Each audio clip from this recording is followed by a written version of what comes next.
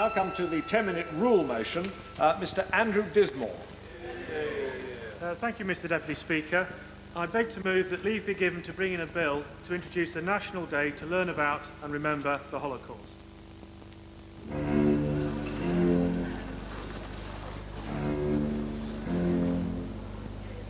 This year I visited Auschwitz-Birkenau for the first time on a visit sponsored by the Holocaust Education Trust. We would like to welcome you to Britannia Flight 836A to Katowice.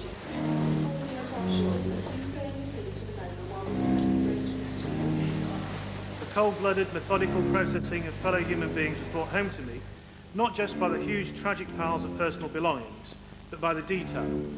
The sheer scale was only revealed at Birkenau, where 1.5 million people died.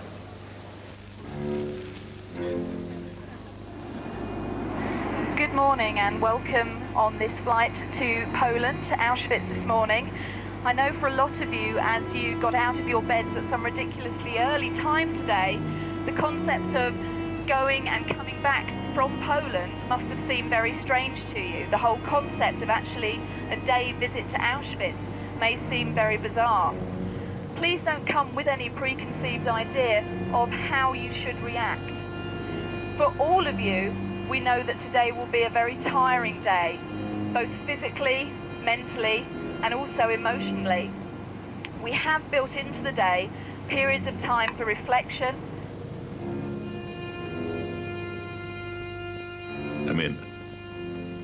I usually do not talk about the Holocaust, but... You grew up in Nazi Germany? Yeah, I grew up in Nazi Germany, but I also think at some point it has to end. The talking about it from people like me, and... I've never heard you talk about it. I never talk about it. How old were you when you left? 15. It wasn't so bad when I left. It wasn't pleasant, but it was no Holocaust yet. When was that? 38. Are we on now? All of your family left at the same time, or? Well, let's just stop. Can we stop for a minute?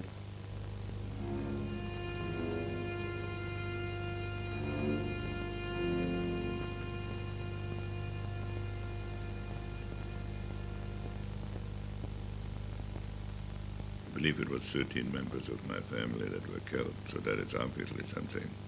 And many of the people I went to school with, I would say about 40% of those I went to school with, plus my grandmother.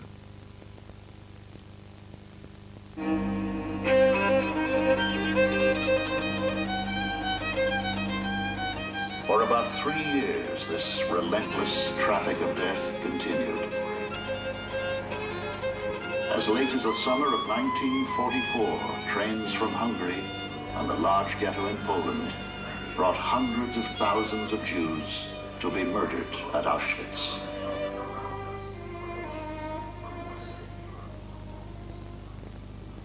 The aim of this part of the course, the actual visit to Auschwitz, is to add another dimension to your understanding of the Holocaust.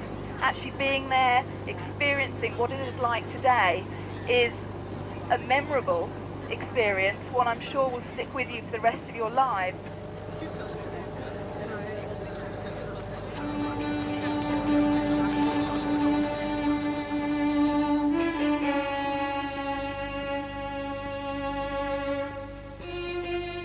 It takes time to create a story, a narrative out of a historical event. Our understanding, not only of the event as a super event, but of the protagonists in that event, has changed enormously over time.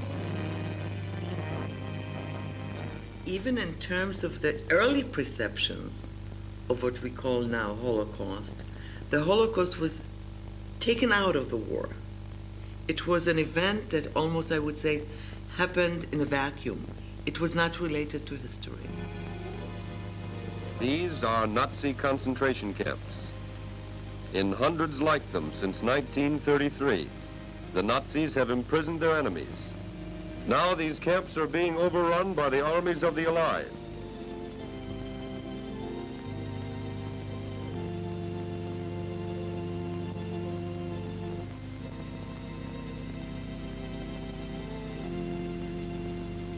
For 12 years, the Nazis developed and perfected deliberate, scientific, cold-blooded methods. Methods for smashing and destroying all those who fought against them. Germans who refused to conform, and the hundreds of thousands of Europeans who refused to accept, were taught the Nazi lessons. Among these 35,000 were Poles, Germans, and Russians. During the war, indeed after the war, for a lot of years after the war, it wasn't that people didn't know the Nazi regime had murdered millions of Jews in Europe. They did in a general kind of way. But the heaps of bodies in the newsreel photographs at that time, the skeletal figures of the survivors in 1945, these were victims of Nazism defined in a kind of ecumenical fashion. The Holocaust was not an it, was not a thing. It was simply a dimension of Nazi murderousness and brutality in general. It was sort of the Jewish subdivision of the crimes of Nazism, not a distinct thing the way we talk about it today. There are the bodies, and all those guys are dead.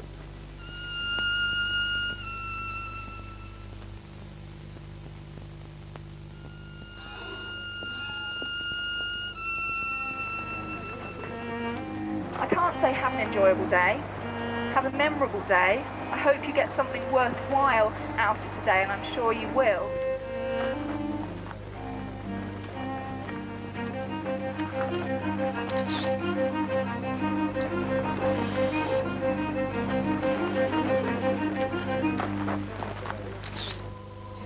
The camp in Auschwitz became the largest extermination center.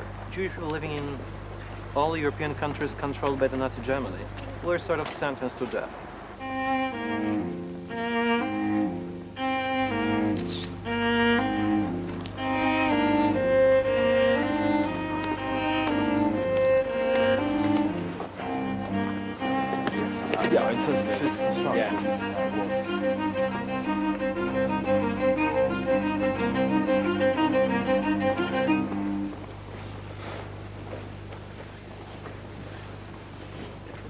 Everything is political. At least for me, everything is political. In the case of the Holocaust, it has been politicized, even I think before people realized there was a Holocaust, or we named it as a Holocaust. General Eisenhower conducts a personal investigation. Any person guilty of maltreating or allowing to be maltreated, any Allied prisoner of war, internee or deportee, will be ruthlessly pursued and brought to punishment. It's not like the story we know today that the Americans liberated the Jews and liberated the camps. Auschwitz was liberated by the Soviets, not by the British and not by the Americans. Without the Soviets, that war would have never been won. But it was disallowed to even mention the Soviet contribution. And disremembering became part of the political agenda. The alignments changed immediately after the war. You had to carry on with the Germans as the West's allies. Document 501, P.S. Look, for instance, at the Nuremberg trials right after the war. What was the purpose of the trial? Which were really very symbolic, in essence. You know, they tried some 24 major criminals, and this was it, and the denazification program was a joke. It brings closure in a very legal framework, and this is how we actually began to relate to the Holocaust, through the courts. It was not easy at first to set in motion an extensive pogrom against Jews. Hating communism meant one thing: marginalizing the Holocaust and rebuilding a new Germany.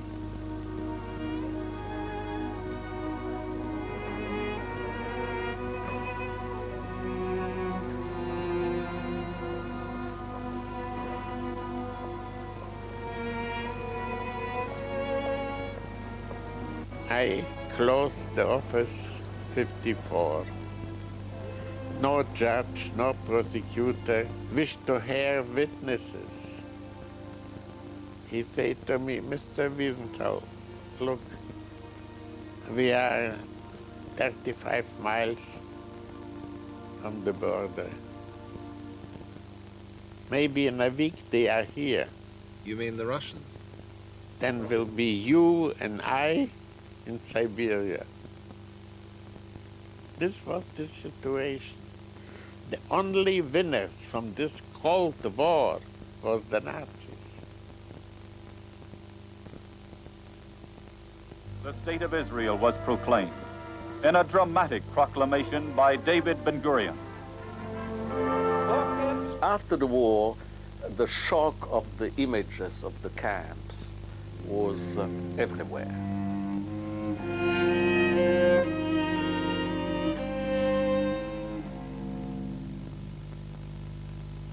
The birth of Israel benefited, if one may say, from the fact that there had been this horrible tragedy of the Jews of Europe.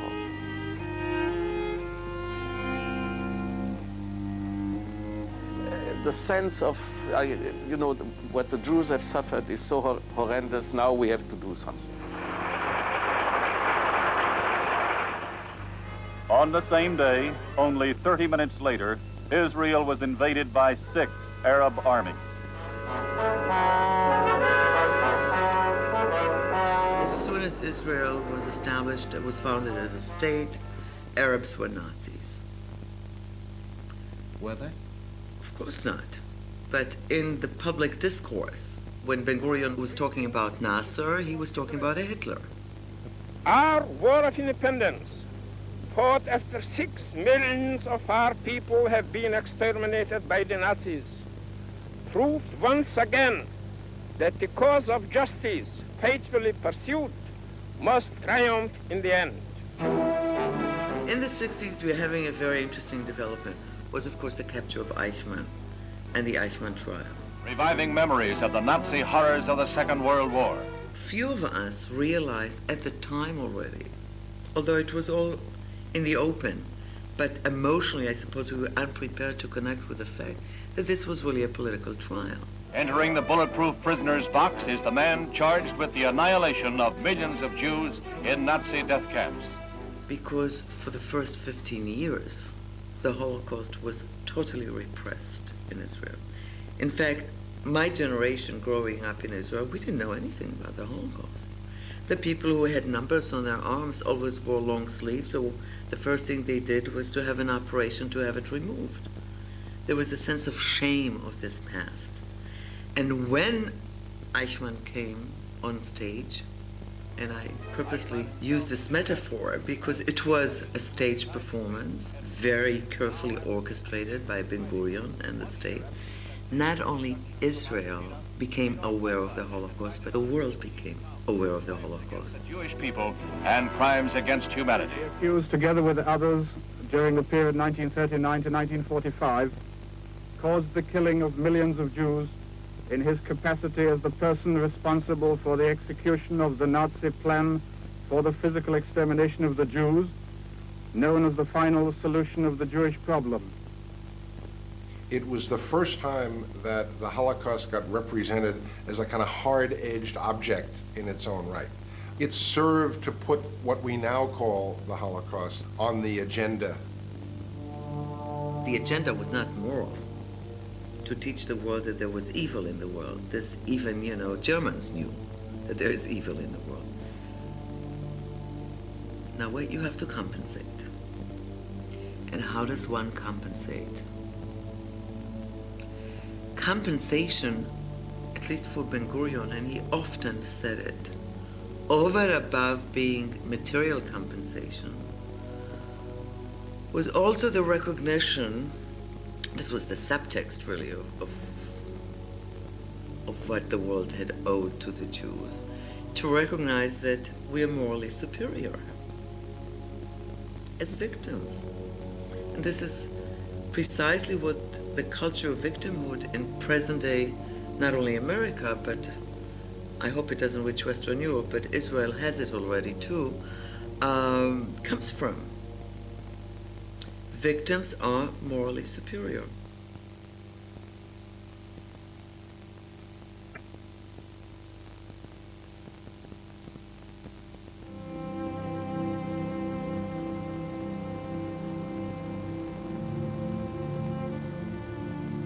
The 90s are the period of the greatest expansion of the awareness of this,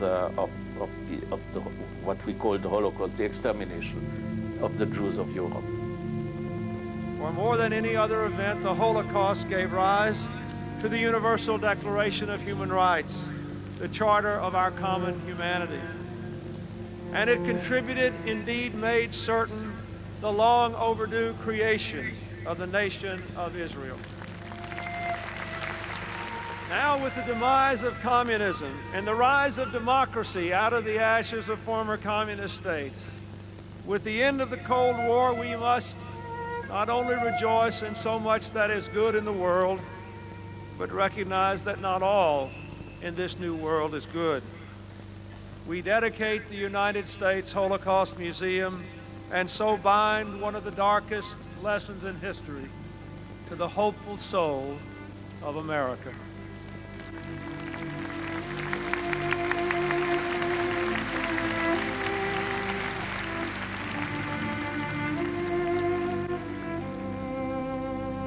After the demise of communism, which was the evil empire, Western liberal society, which was now victorious all through, needs, like every society that wants to affirm its own values, needs to emphasize the radical opposite of its own self-image. And what could be a more radical opposite, a more evil system really, than Nazi Germany? People are vaguely aware of it, so you bring it to awareness, and it is really the total opposite. Everybody remembers the great sacrifices to beat the Nazis and so on, and the most horrific center of it is obviously the extermination of the Jews. So I think that it has something to do with no other opposite image at this stage. One of my criticisms of the focus on Holocaust memory in the United States, and this is very unlike Holocaust memory in Germany, is that it's cost-free for Americans. There is this enormous and very well done Holocaust Museum in Washington. There's no museum of slavery. What would we think of the Germans if they said, well, of course, the Holocaust was really a terrible, terrible thing, but what's really important is that in Berlin we build a monument to American black slavery. I mean, this would be grotesque. We have learned some lessons, minor lessons perhaps, that we are all responsible, and indifference is a sin and a punishment.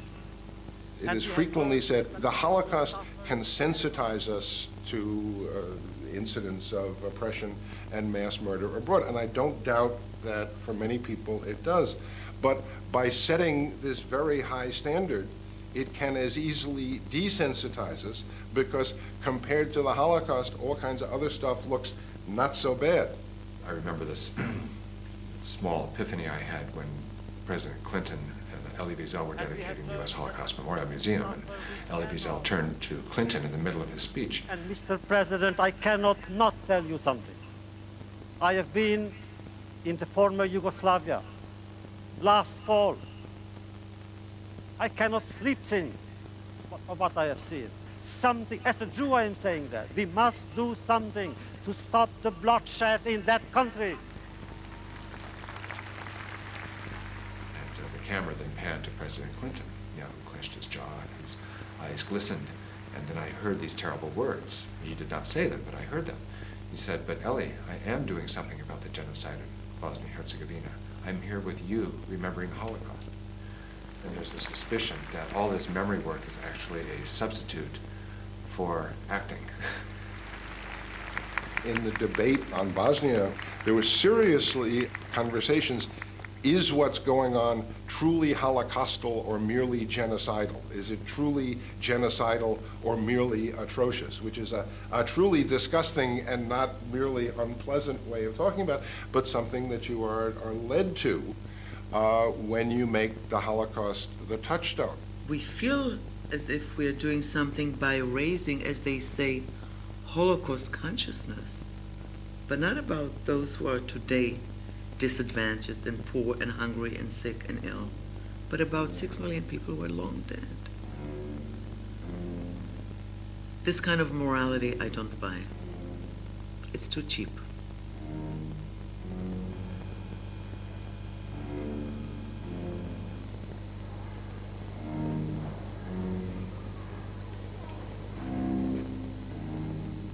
There's something rather strange, one must admit.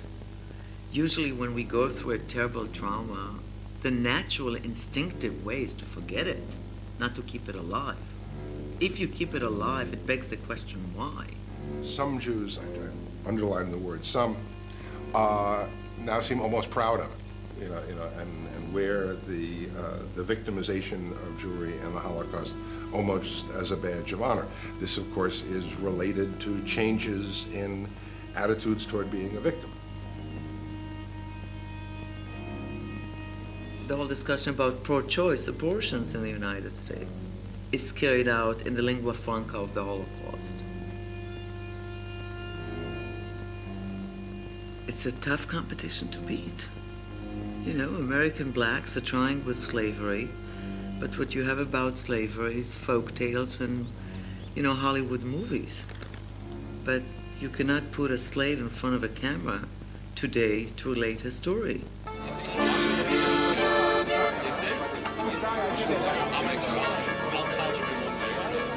I'm looking for this word.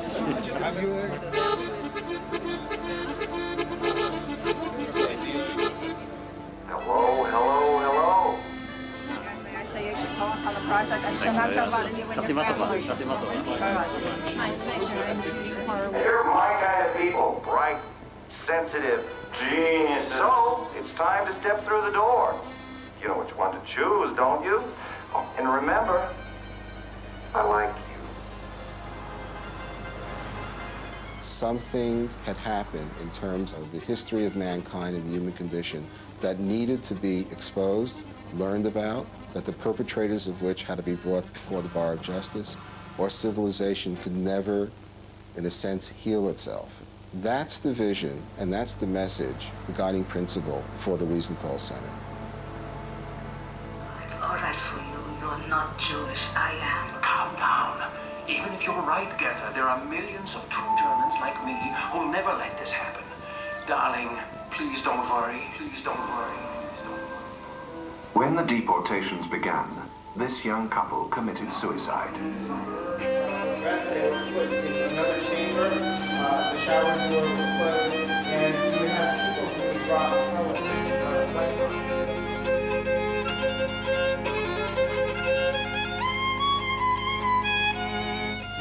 The issue is whether the facts are right or wrong.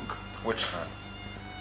Well, the facts regarding whether or not the Nazi Holocaust has been used as an ideological weapon to bludgeon critics of Israel and later critics of American Jewry into silence. And secondly, whether or not the Nazi Holocaust has in recent years simply become an extortion racket. Before Evelyn begins, I'd like to wish everybody Gemar Chatima Tova on behalf of the World Jewish Congress and tell you that this is like the B team speaking first. We have come to a point in which we have established in 52 countries around the world commissions on the Holocaust. This is very much the agenda of the World Jewish Congress today. It is important that the suffering of each victim should be reported and should be in our hearts. By the way, it's very interesting linguistically, because at first they were called survivors, which is a very neutral term. You can be a survivor of anything, a survivor of an earthquake, a survivor of a car accident. There's nothing unique about the term. Then they were made into martyrs, but not all were martyrs, because at first only those who fought with weapon in hand were martyrs. But then they became holy, kedoshim. This is literally translated holy people. In other words, superior to you and me. This is the last chance we have. Survivors are dying. I don't want them to die thinking that their words will not be heard. But then comes Primo Levi, for instance, and tells us very clearly in his books, the best did not survive. Because to survive the camps, you had what he called to live in the gray zone. And the gray zone wasn't a moral zone. You had to steal, you had to push your friend out of line, you had to lie. That's the only way you could survive. And that began a whole new discourse. I was 14 and a half years old when they took me to the concentration camp. Which camp? I was 2 months in Auschwitz, and then they took me to 2 other camps where I was working. One was called Gelsenkirchen, and the other one was somewhere the ammunition factory where I worked. This is my late father. The picture was taken after the war, and when my father endured the Auschwitz death march, so you could imagine what he looked like at the end. Did you know that people were being killed all around you? They told me, but I'm telling you, I was too young to believe it. Sometimes I believed it, and I got very sick and angry, and sometimes I figured, oh no, that cannot be true. And I mean, they weren't criminals. I had 3 younger brothers and 3 younger sisters. And they were children, my parents loved them and they had a good life, so why should they be killed? I was very close to my parents, but you knew never to ask them what happened to a family member. I was so shocked still. I didn't believe that. I was sure my father is going to come home. He was 39 years old when they took him. And I just couldn't believe it that I'm the only one who survived it, such a large family. Everyone was dead on my mother's side and my father's side. We never had any aunts, uncles, cousins, grandparents. Everyone was exterminated. My father never said a word about it. To his dying day, literally nothing. I never was able to summon the courage to ask him. My mother never stopped talking about it. There was no topic that did not lead back to the war. Till the last week of her life, she was still denouncing that a handful of Holocaust gangsters and profiteers are going around the world sanctimoniously wrapping themselves in the mantle of needy Holocaust victims and then taking the money for their organizations. For everything she endured, she received $3,500. And there were people who were raking in billions in the name of her suffering. It's not here. I'm looking for Wyman's book, Abandonment of the Jews. Well, what do you see your purpose as now? Same purpose. Our purpose is very simple, to defend and safeguard the rights and interests of the Jewish people throughout the world. And that changes, of course. That is to say, the international Jewish agenda changes with each historic period.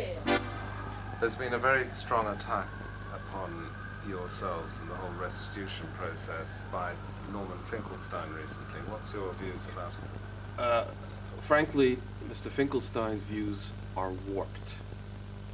And I've told him this after he phoned me, after he wrote his book. He is engaged in what I can only describe as the big lie.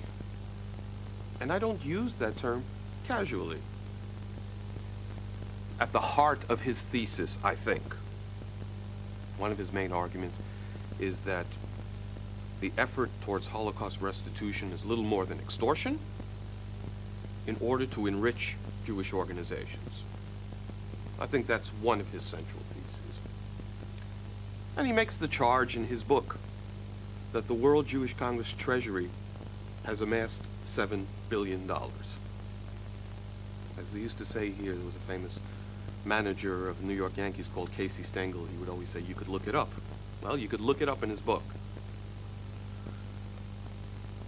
And I challenged him on this, because let me begin by saying, it ain't so.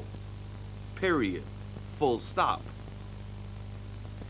And he cited as his source a reference in a German newspaper which said this.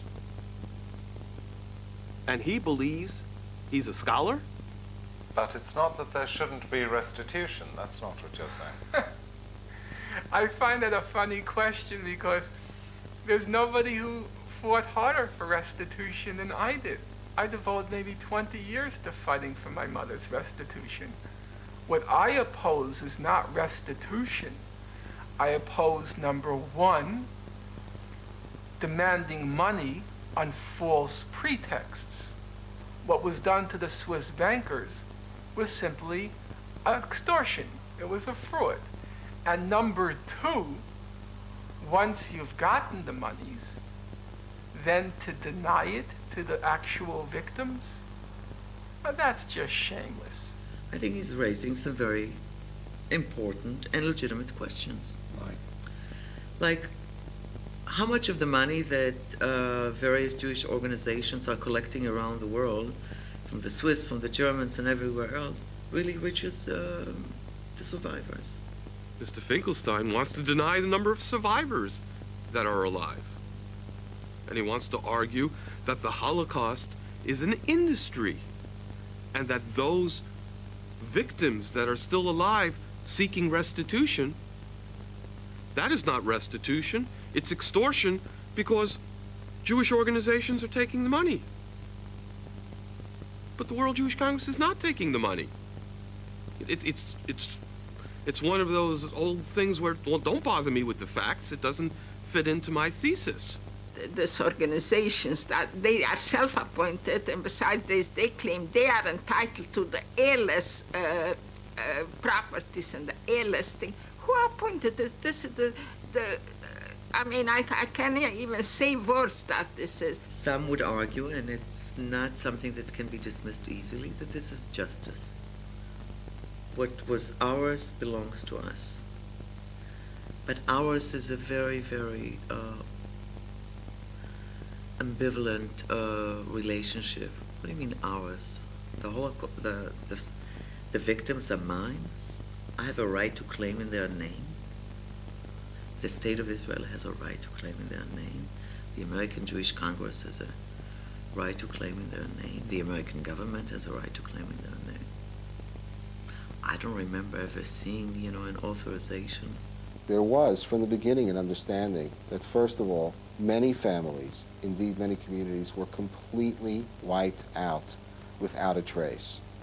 Secondly, entire institutions were also wiped out, decimated, so that the notion of, if you will, reparations, not just to individuals but to institutions, is a legitimate one. Does that mean that you, the Wiesenthal Center, might benefit as well from some of this? I think we might. I'm not exactly, I would say, I can tell you definitively that we're not exactly at the front of the line. I am a great believer that a certain portion of assets should be used for purposes of remembrance.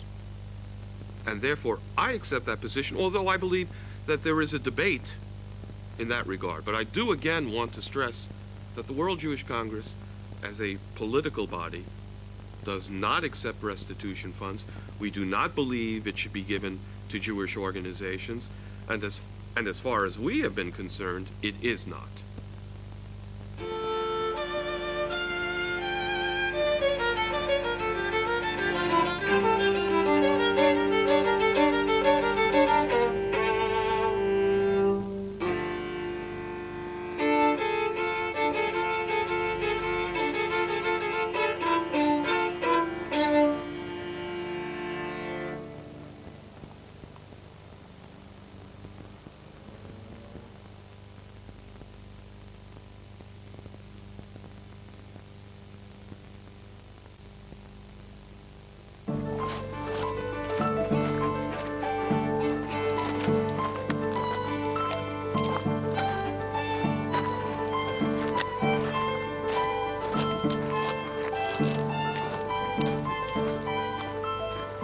like that plate we saw up there, this is a new monument, memorial for Roma and Sinti people. So you can see that in English the term Holocaust is used, in German not Holocaust but Völkermord.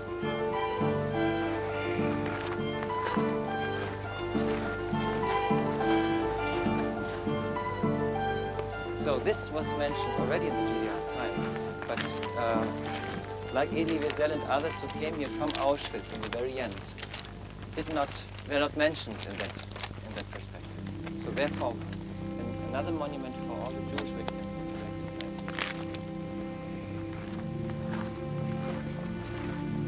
Their bodies were mostly burned to ashes in that crematorium, and it became visible for the prisoners that their way out of the camp should go through the chimney.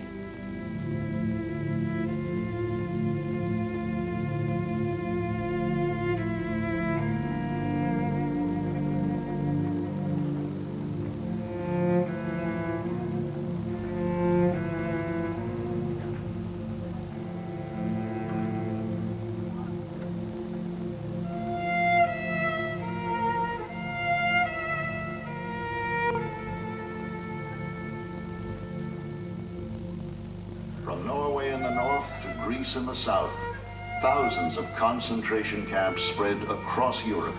Helmno, Sobibor, Belzec, Treblinka, Majdanek, and Auschwitz-Birkenau. What was the role of the Jews in Europe for 2,000 years? They are the group that's both inside and outside of European culture. They're not Christian, but they're clearly Europeans in the sense of living there and acquiring its science, its languages, its values. Insiders, outsiders, killing people who are making ritual victims. We haven't all figured that out, and Joseph Campbell died before he could get to the Holocaust. It's one of his archetypal myths, and Jung died before he could make it one. But it would repay analysis in that sense.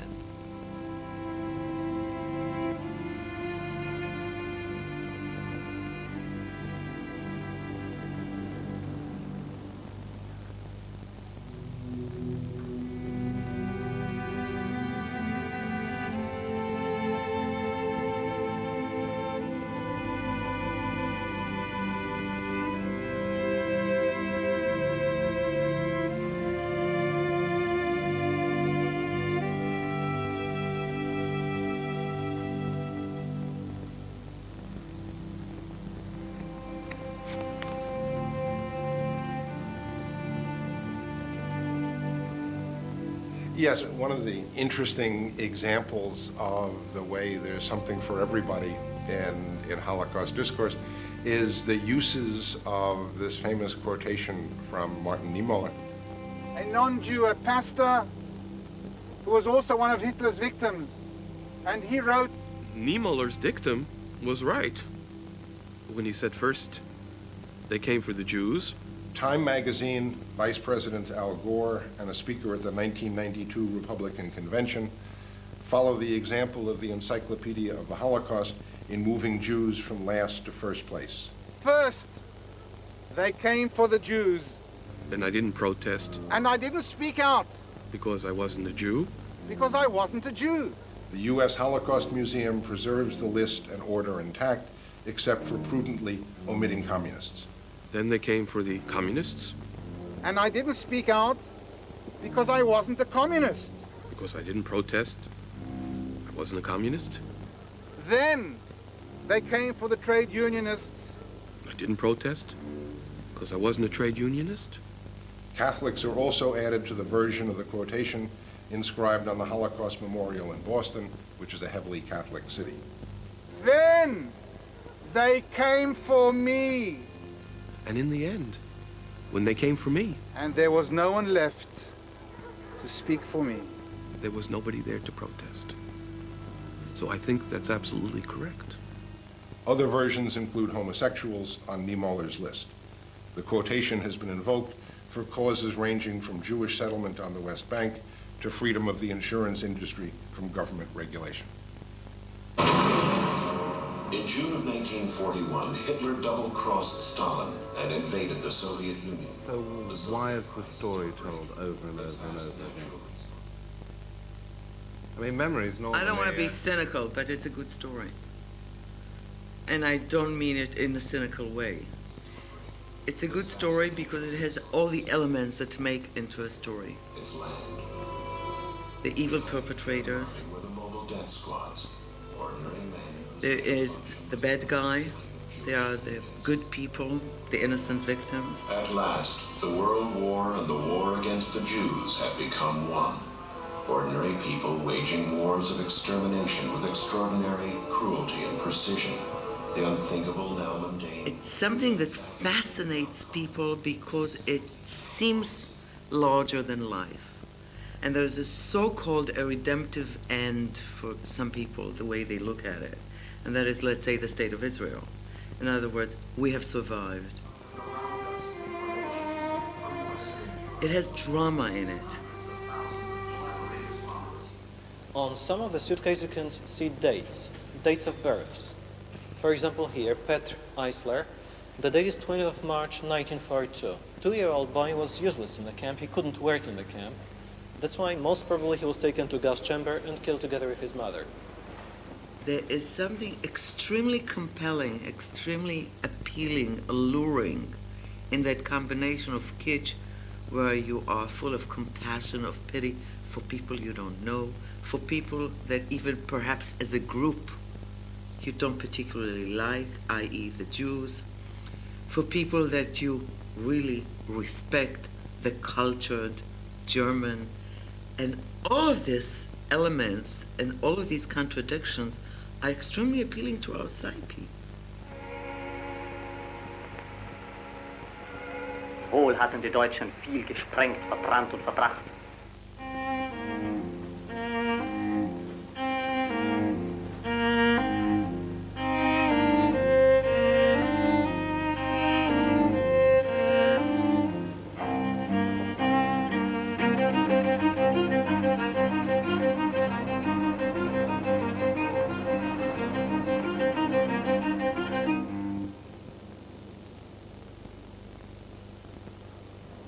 On the flight this morning, I said the aim of this visit was to give you an added dimension to your understanding of the Holocaust. Before we leave Birkenau today, we will be having a short service of remembrance. How does one take in? How can one absorb or begin to comprehend what you have seen here today?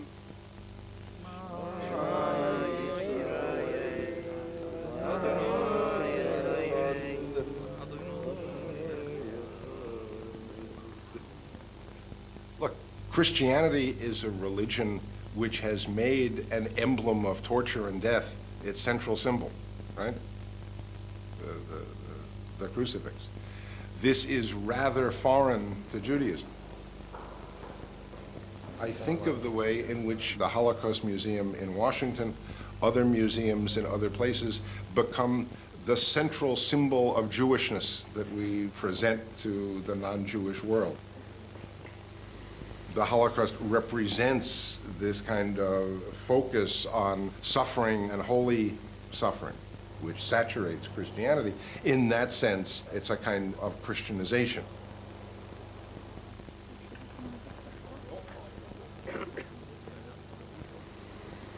If you look at some of the Holocaust museums in which one is invited to follow the steps in the murder process, to me, it resembles nothing so much as the Stations of the Cross on the Via Dolorosa in Jerusalem.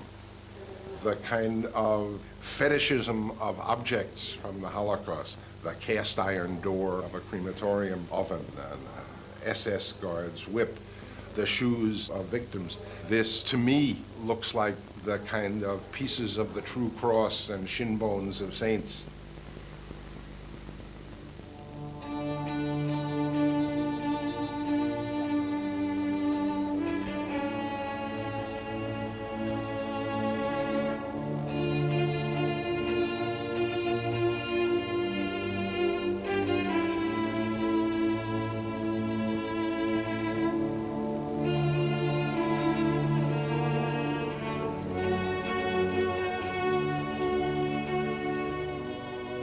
I want the 6 million to lay in rest wherever they are. I don't go visit them in the camps.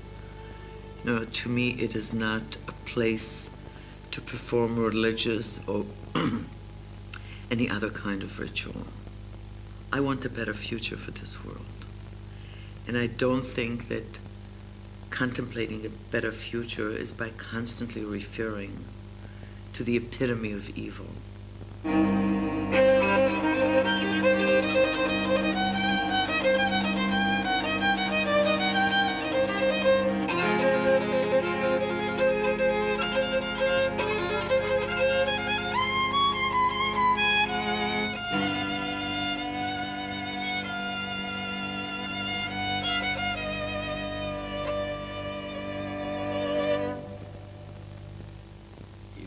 Clearly say, learn the lessons of the Holocaust. That phrase gets to me. The lessons of the Holocaust. Don't elect Hitler. Don't murder 6 million Jews. I mean, these are pretty banal lessons. This is a victory celebration. This is the Israeli Air Force showing off a bit at an air show after the war. These pilots and planes are part of what most airmen admit is the best tactical air force in the world. Do Jews extrapolate lessons from the Holocaust that apply to the modern state of Israel? Absolutely, yes. What are those lessons? Which is that Jews need to defend themselves. Jews cannot just rely on people from the outside who will say, trust us, rely on us, etc.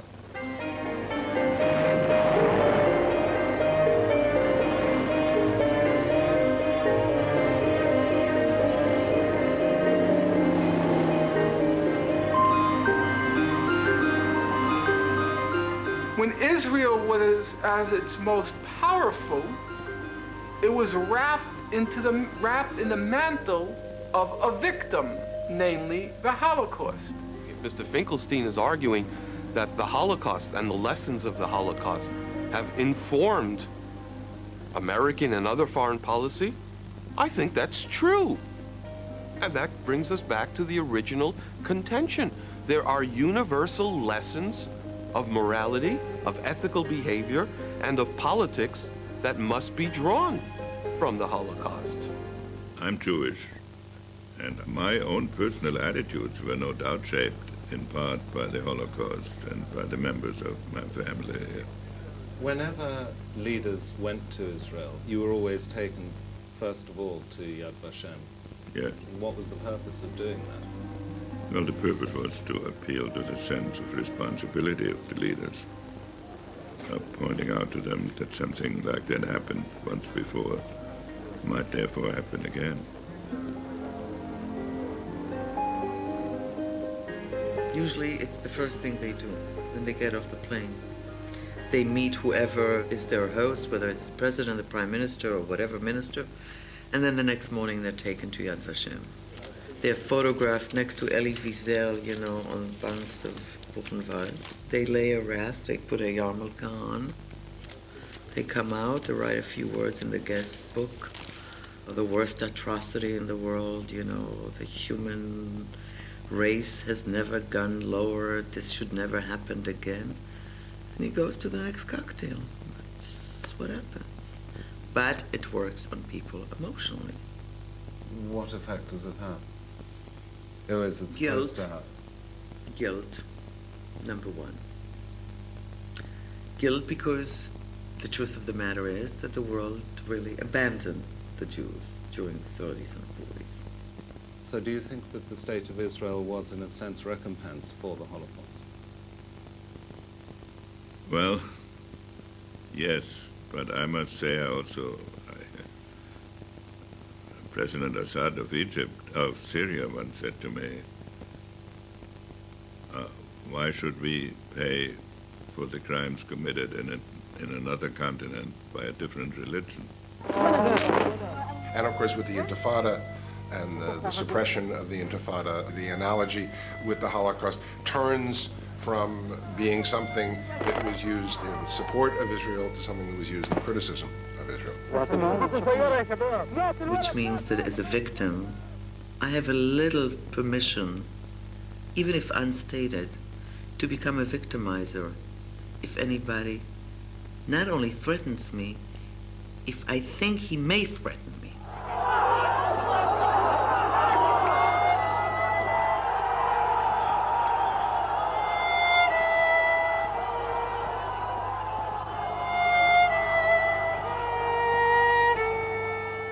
We all do try to use our stronger points to further our aims. Every one of us. Sometimes it's your look, sometimes it's your brains, and sometimes it's your suffering. And if it works, if selling that part of you, of your experience, works, and you gain by it, you do it. We're talking now only about politics. We wouldn't dare talk about morality. Is it moral? That's a whole different question. Do you think there are lessons of history? I think it's only laboratory. There are important lessons of history. Only people who don't know history pretend that you can do everything as if nothing had ever happened before.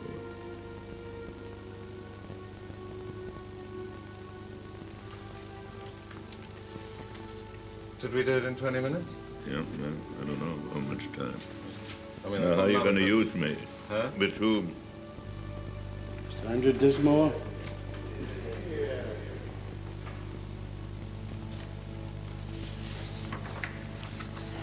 Holocaust Remembrance Day, Bill.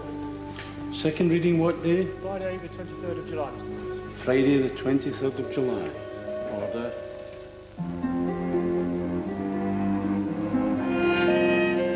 To battle further with perceptions of the Holocaust, visit our website at channel4.com/next step.